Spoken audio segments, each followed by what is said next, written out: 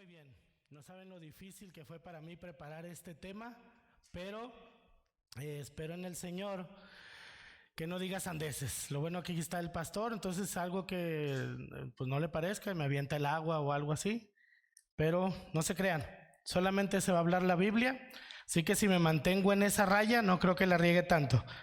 El título es La esperanza del cristiano. En la Iglesia Católica se conmemora este día como el día de la resurrección. No se sabe exactamente qué día resucitó Cristo, pero por tradición nosotros lo conmemoramos también.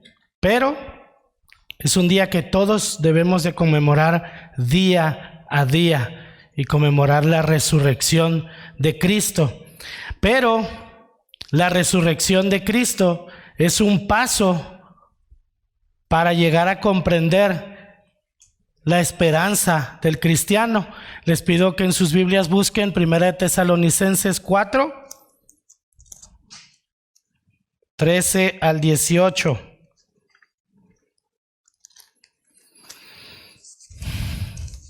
¿Listo? Digan amén. Como las iglesias chiquitas, digan amén, levanten la mano, aleluya hermano, Dios les bendiga, vamos a darle. Ok, en algunas Biblias, en la Reina Valera, se encuentra el título de La venida del Señor, ¿verdad que sí?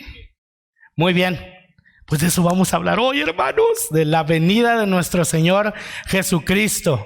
Voy a leer ahorita los versículos, pero esto quiero unirlo con lo que nuestro pastor predicó la semana pasada, con respecto a la muerte, cómo la muerte a veces puede producir nervios, angustias y demás, pero también la muerte es un paso para la resurrección, es un paso solamente. Voy a leer entonces. Tampoco queremos, hermanos, que ignoréis acerca de los que duermen, para que no os entristezcáis como los otros que no tienen esperanza. Porque si creemos que Jesús murió y resucitó, así también traerá Dios con Jesús a los que durmieron en él.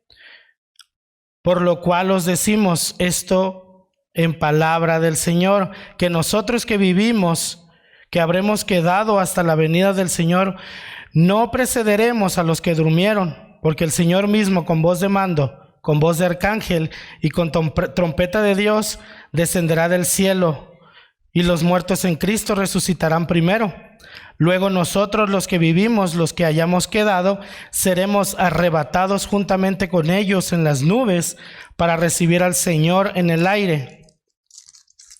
Y así estaremos siempre con el Señor. Por tanto, alentaos los unos a los otros con estas palabras. Esto es solamente una parte de la escritura en la cual habla de la venida del Señor. No sé si tenemos ahí la diapositiva con todos los versículos. Gracias. Creo que ahí hay 10 versículos nada más que hablan sobre la venida del Señor. Hay muchísimos más. Muchos más. El orden en el cual se llevan a cabo estos eventos, voy a buscar explicarlos paso a paso. Pero para fines prácticos, siguiendo el ejemplo de mi pastor, les voy a presentar la verdad central. Diría él, y tiene toda la razón. Si todo lo que yo hablo se les olvida y se quedan con esta parte, gloria a Dios, ¿verdad? Entonces, la verdad central es, ciertamente el retorno de Cristo está cerca. Eso nos debe alentar a vivir una vida que agrada al Señor. Debemos de mantener la esperanza de su retorno como el combustible de nuestro diario vivir. Amén. Gracias, hermano. Gracias. Al rato le paso el chocolate que le había dicho. Muy bien. Ok, Pablo aquí entra de lleno en el versículo 13 con la palabra tampoco, ¿verdad? En otra versión entra con la palabra pero. Esta palabra pero tiene un trasfondo más profundo, porque tienes que leer entonces los textos anteriores para saber por qué ese pero está ahí. Y ese pero se resume en el capítulo 3, el capítulo 3, 11 y 12, déjenme lo busco aquí. Sí, 4, 11 y 12. No es cierto, me equivoqué. Son los nervios. El que me critique lo quiero ver aquí haciendo lo que estoy haciendo. El 11 y 12 del capítulo 3. Mas el mismo Dios y Padre de nuestro Señor Jesucristo dirija nuestro camino a vosotros, y el Señor os haga crecer y abundar en amor unos para con otros y para con todos, como también lo hacemos nosotros para con vosotros, para que sean afirmados vuestros corazones irreprensibles en santidad y demás. O sea que antes de llegar Pablo a decirles sobre la venida del Señor, Pablo les da instrucciones específicas a los tesalonicenses con respecto a la santidad, a la manera de comportarse en la vida diaria, a la manera, pues vamos a decirlo así, de ser un cristiano devoto, ¿verdad? Un cristiano que busque agradar al Señor. Y es entonces cuando nosotros mantenemos este estilo de vida de santidad y demás, de comportamiento adecuado para con los demás, es que entonces en nosotros entra la capacidad de mantener una expectativa elevada para el retorno de nuestro Señor. Comprendemos entonces más a cabalidad que el retorno de Cristo es la gran esperanza que todos nosotros debemos de tener. Claro, está la muerte y está el hecho de que vamos a morir y vamos a estar con el Señor, pero el evento de la segunda venida de nuestro Señor Jesucristo va a ser un evento glorioso. Cometí el error de meterme a buscar videos así ilustrativos, ¿verdad?, que mostraran imágenes relacionadas al retorno de Cristo. No, hombre, hermano, no lo hagan, de verdad. Se topan con cada cosa que te quedas así como que, ¡ay! Pero está muy, muy, muy padre la animación. No la puse porque la verdad a mí sí me dio poquito mellito, la neta. Pero bueno, vamos a entrar de lleno al versículo 13. Tampoco queremos, hermanos, que ignoréis acerca de todos los que duermen, para que no os entristezcáis como otros que no tienen esperanza. La palabra duermen en el Antiguo Testamento era muy bien usada, o era usada comúnmente por cristianos, judíos y cualquier otra persona para referirse a la muerte. La palabra duermen en algunas líneas doctrinales se utiliza como refiriéndose a la doctrina de, déjeme busco aquí exactamente. Miren, ya no lo tengo aquí. ¿Qué pues? ¿Dónde están mis anuncios?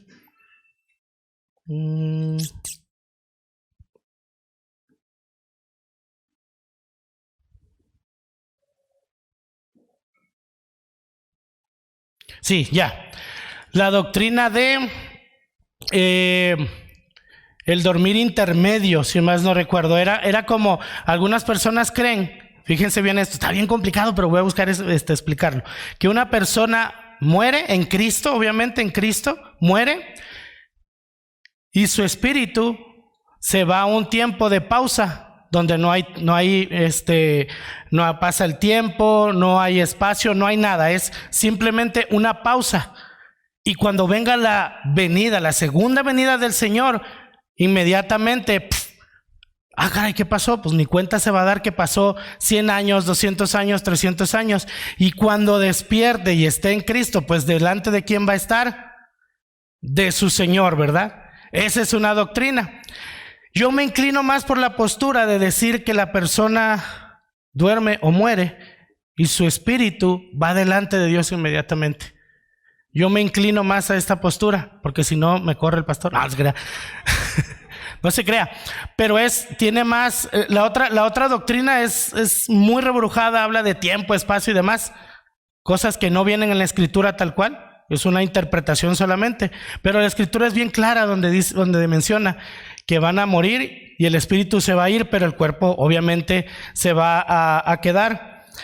La Biblia enseña que el cuerpo vuelve al polvo del cual fue formado, pero el espíritu vuelve a Dios.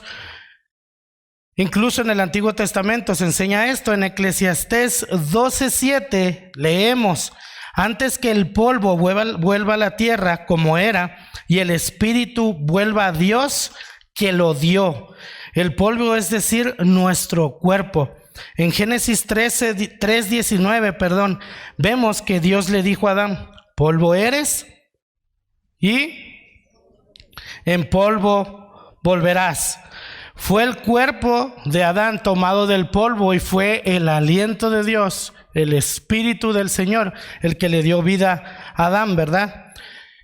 Otra traducción que encontré para el cuerpo como en sí, el cuerpo bello que tenemos, es la palabra kenos, que significa tienda. Y esto lo vemos en 2 Corintios 5:1. Sabemos que si nuestra morada terrestre, este tabernáculo, se deshace, tenemos de Dios un edificio, una casa no hecha por manos eternas en los cielos. ¿Qué quiere decir esto? Que nosotros ahorita estamos en una tienda, literalmente. Nuestro cuerpo es una tienda, un kenos, ¿verdad? Ahora, esta pequeña tienda, muchas veces nos preocupamos porque mora en casas ostentosas o en casas más pequeñas, pero la habitación celestial, el kenos celestial, va a ser perfecto, ¿verdad? Va a ser un cuerpo restaurado. Amén. Dijo Pablo en 2 Corintios 5:2, y por esto también gemimos deseando ser revestidos de aquella nuestra habitación celestial. Y en el versículo 4 de ese mismo capítulo dice: asimismo, los que estamos en este tabernáculo gemimos con angustia, pues no quisiéramos ser desnudados, sino, y esta palabra es interesante, revestidos, para que lo mortal sea absorbido por la vida. Y eso debemos de hacer nosotros, gemir, ¿verdad? Por la venida de Cristo y por que nuestro cuerpo sea revestido por esa gloria. Pasamos al versículo 14. Si creemos que Jesús murió y resucitó, así también traerá Dios con Jesús a los que durmieron en él.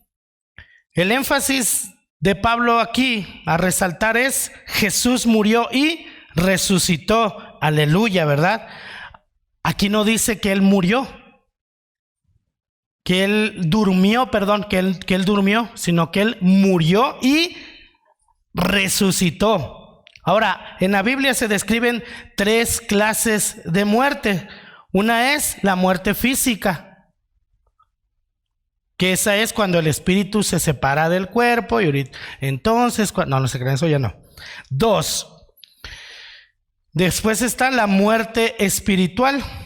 Pablo dijo que tener una mentalidad carnal dominada por las pasiones humanas equivale a muerte, que es separación de Dios. Y esto mismo le sucedió a Adán en el huerto del Edén cuando pecó. Entonces ahí hubo una muerte espiritual, ¿verdad? Y la tercera muerte es la muerte eterna. Esta es la separación eterna de Dios, donde ya no va a haber otra oportunidad para que alguien se arrepienta y pueda tener acceso a la vida eterna. Esa muerte eterna, pues, ya es la que se describe en Apocalipsis 20:14. Anótenle. John MacArthur hace una afirmación interesante con respecto a Jesús murió y resucitó. En su Biblia de estudio, que yo tengo, que vean, menciona: así como Jesús murió y resucitó, los que murieron creyendo en él se levantarán de nuevo para que puedan ser llevados al cielo con su Señor. Y aquí la congregación dice: aleluya. Versículo 15: por lo cual os decimos esto en palabra del Señor, que nosotros que vivimos, que habremos quedado hasta la venida del Señor, no precederemos a los que durmieron. La iglesia de todos los tiempos, de diferentes épocas, ha tenido esta esperanza, ¿verdad?, de la venida del Señor. Un movimiento muy común que hubo, bueno, no común, porque sí fue muy impactante en los años 40 para acá.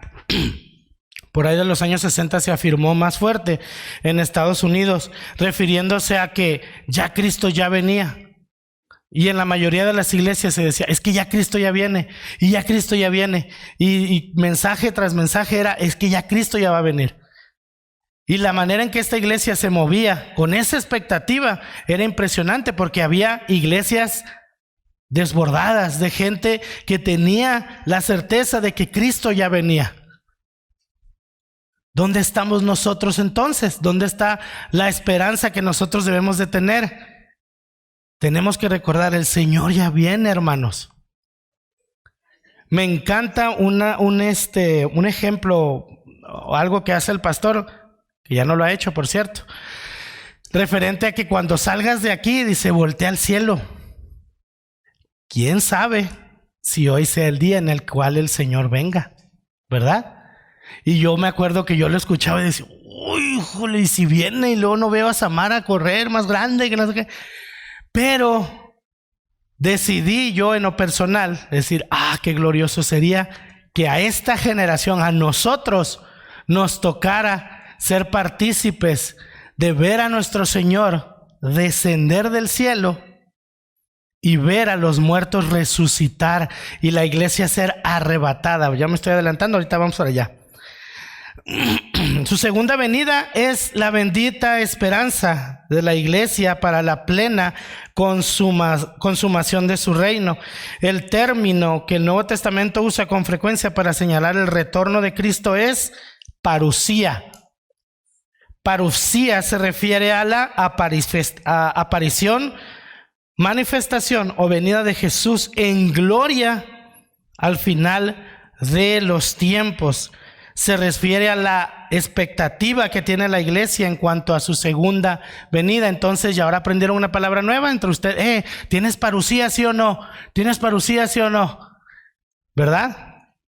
Amén. En la venida de Cristo, la iglesia experimentará un arrebatamiento. ¿Alguna vez han visto esta película que se hizo por ahí de los años 90, que habla sobre el rapto? Donde está cada la gente así haciendo cosas y de repente se desaparece y pero después de eso se viene la tribulación y los demonios ahí. Eso yo no sé nada. Y a mí no me pregunten, el pastor sabe. De ese tiempo yo no sé si vamos a estar o no estar, pero lo que a mí me impresionó de esa película era cómo iban desapareciendo cada uno. Y la ropa Calvin Klein y todo se quedaba ahí tirada, imagínense. Por eso vale mejor la pena comprar de segunditas, porque no te duele. Si nos vamos, se queda, ¿verdad? Ahora, el rapto no será ningún secreto, sino que será al descubierto y evidente. Su propósito no es llevarse a los escogidos por un tiempo, hablando de Cristo, ¿verdad? No es llevarse a los escogidos por un tiempo y luego lo regreso, sino para siempre. ¿Y a dónde es donde vamos a ir? A la gloria eterna, al cielo. Amén.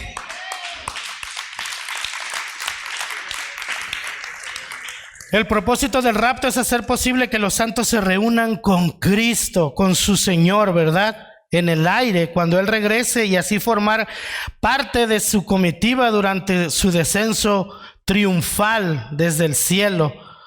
Su venida de esta manera estará acompañada por la resurrección general, el juicio final y el fin del mundo. Los cristianos de cada generación están llamados a mantener esta expectativa alta. A partir de que conocen al Señor, siempre mantener en la mente, el Señor ya viene, el Señor ya viene. Esa es mi esperanza. Si yo muero es ganancia, ¿verdad? Si yo muero es ganancia con tal de ver a quién, a Cristo. Denle un agua a ese señor. Versículo 16. El Señor mismo con voz de mando, con voz de arcángel y con trompeta de Dios descenderá del cielo. Entonces, aquí viene la parte que se me pone la piel chinita. Los muertos en Cristo resucitarán primero.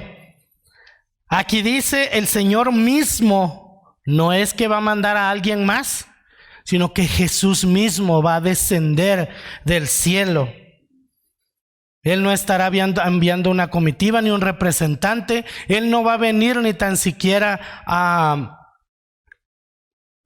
derrotado. Él va a venir en gloria. Apocalipsis lo describe como que va a venir en un caballo blanco, ¿verdad? Con una espada desenvainada. Y ahora sí a cortar cabezas. Eso no. Y entonces yo no quiero imaginarme, bueno, sí me lo quiero imaginar, qué es lo que todos aquellos que negaron a Cristo y todos aquellos que decidieron decir no a Él van a sentir cuando lleguen a ver a Cristo descender en gloria en su corcel blanco. Yo no quiero imaginarme lo que van a sentir. Va a ser un terror evidente, y ahí sí es donde van a decir, sí, Señor, yo quiero irme contigo, pero ya va a ser tarde, ¿verdad? Ahora, en Juan 14, del 1 y 3, Juan 14, 1 y 3, dice, no se turbe vuestro corazón, creéis en Dios, creed también en mí. En la casa de mi Padre muchas moradas hay. Si así no fuera, yo os lo hubiera dicho. Voy pues a preparar lugar para vosotros. Y si me fuere, os prepararé lugar. Vendré otra vez y os tomaré a mí mismo, para que donde yo estoy, vosotros también. Amén. Amén. Aleluya. Continúa el versículo diciendo que el Señor descenderá. ¿Cuál? El versículo 16. Descenderá del cielo con voz de mando. Esta voz no va a ser una voz así sencilla. No, Él va a venir con una voz que va a retumbar la tierra. Va a ser similar a la voz que Jesús utilizó cuando llamó a Lázaro de la tumba, ¿verdad? Lázaro, sal de ahí. Yo no veo a Jesús diciéndolo, Lázaro, sal de ahí. No, ¿verdad? Con una voz poderosa de mando. Aquí se menciona también una voz de arcángel. Ahora bien, no es que que vaya a agarrar la voz de un arcángel y se la vaya a poner él. No. Se refiere a lo estrondoso que va a ser esta voz cuando Jesús vaya descendiendo. Mi esposa me dijo, por favor no te vayas a trabar, que no se te trabe la boca. Mi amor, no se puede, está muy difícil. Así que esto es parte de... En el versículo 17 dice, luego nosotros, ¿qué dice? ¿En el momento o ahorita? Dice, luego nosotros, los que vivimos, los que hayamos quedado, seremos arrebatados juntamente con ellos en las nubes, para recibir al Señor en el aire, y así estaremos siempre. Aplaudan mientras tomo agua.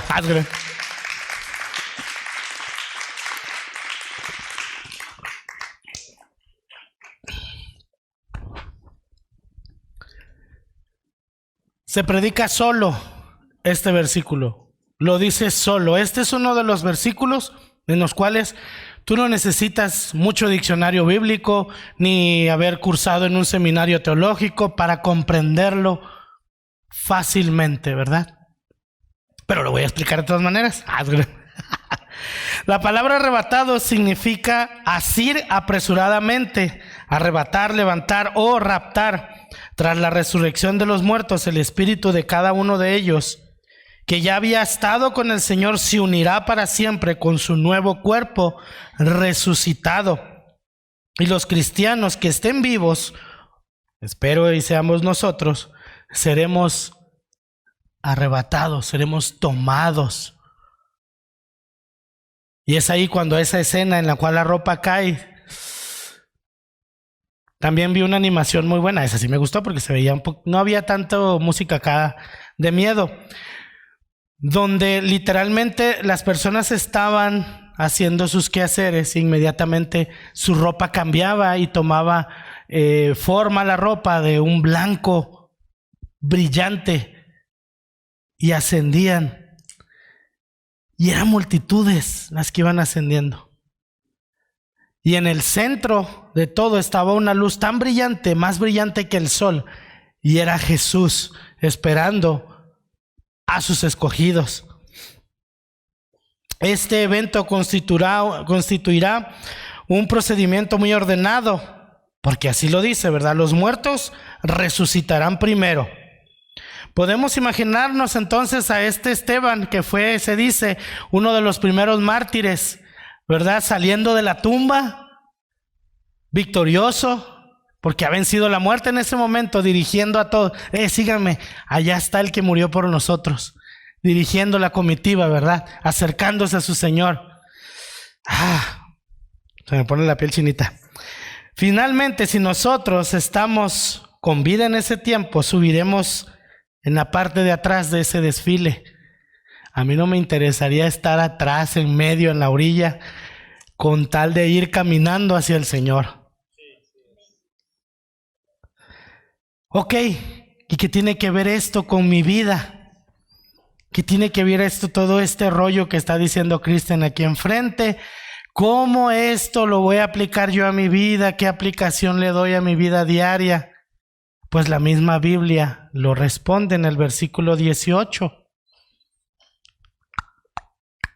Gracias. Por tanto, alentaos los unos a los otros con estas palabras. Aquí no dice aterrorizaos unos a otros con estas palabras, ¿verdad que no? Dice alentaos unos a otros con nuestras palabras. No dice tampoco peléense cada uno si tienen diferencias doctrinales, ¿verdad que no? Dice alentaos los unos a los otros. Aquí no dice tengan debates para ver qué va a ser primero, si el rapto o la venida del Señor, o no, ¿verdad? Dice alentaos con estas palabras los unos a los otros. ¿Qué quiere decir? Que la venida del Señor es motivo por el cual, lo voy a decir, no puedes estar deprimido, no puedes estar triste. Si esta verdad de la venida del Señor penetra tu corazón, no va a haber cabida para esto. En tu mente va a estar una esperanza eterna y un gozo que no va a dejar que la tristeza avance. Cuando vemos a alguien triste, ¿qué le decimos? ¿Qué es lo primerito que le preguntamos? ¿Estás bien? O sea, lo estamos viendo. Oye, hermano, yo he decidido hacerlo. Oye, sé que estás triste, pero recuerda, Cristo ya viene. Esto va a pasar. Esto es momentáneo. Todo lo que estás sufriendo en este momento es pasajero. Hay que mantener nuestra mirada en el cielo para ver cuándo va a descender el Señor. Obviamente no ir manejando, ir así, ¿verdad? Pero simbólicamente mantener nuestra mente conectada con el Señor de tal manera que nada pueda venir a perturbarnos. Si hacemos este ejercicio mental de mantener nuestra mirada puesta ¿en quién? En el autor y consumador de la fe que es Cristo, y manteniendo esta esperanza constante en nuestras vidas, puede ser un buen antídoto para algunos de nosotros que pasamos a veces tribulaciones económicas, lo que sea. Mantener la mirada puesta en Cristo y en su segunda venida nos da aliento para nuestra vida diaria. Como decía la verdad central, ¿verdad? Ciertamente el retorno de Cristo está cerca. Eso nos debe de alentar a vivir una vida que agrade al Señor. Debemos de mantener la esperanza de su retorno como el combustible de nuestro diario vivir. Si tú me preguntas, Cristian, ¿a poco tú siempre mantienes la esperanza? En mi mente las aflicciones de este mundo y todo lo que conlleva, ahí están. Pero a veces, no, el Señor ya viene. Él es mi esperanza. Si llegare a morir, híjole, sería la graduación perfecta estar con el Señor. Richie, ¿me puedes? Gracias. Entonces, hermanos, alentaos los unos a los otros con estas palabras. Alentémonos, no juzguemos, no critiquemos, alentémonos los unos a los otros con estas palabras.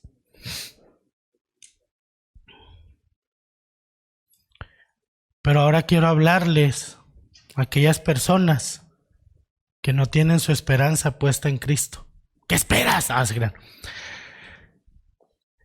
sabiendas de todo lo que va a ocurrir más adelante o hoy o mañana, no lo sabemos, porque nadie sabe ni el día ni la hora en el cual el Señor va a regresar. ¿Qué estás haciendo con tu vida hoy? ¿En quién tienes tu esperanza? ¿La tienes en tu trabajo? ¿La tienes en tus cuentas del banco? ¿Las tienes en tu esposa o esposo?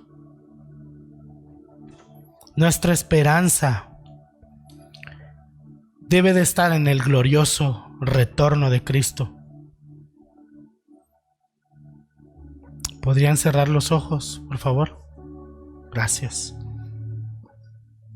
Si tú que escuchaste este mensaje te cae la convicción y quieres reconocer que eres pecador delante de Dios, ora, pídele perdón al Señor. Si no sabes cómo hacerle, puedes venir aquí al frente. Con gusto te ayudaremos, te apoyaremos en oración. ¿Habrá alguien que quiera entregar su vida a Cristo?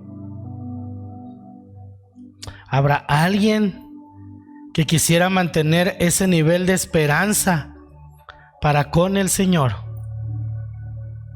¿Habrá alguien que quisiera pasar la eternidad al lado de Cristo?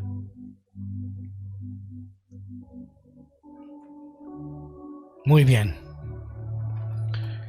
Vamos a orar. Padre Celestial, gracias, Señor. Gracias, Señor, porque tu palabra es perfecta, Señor.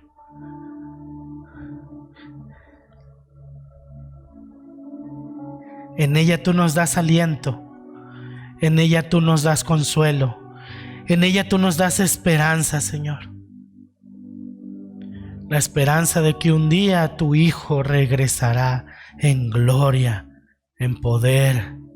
Ayúdanos a mantener esta esperanza viva en nuestras vidas.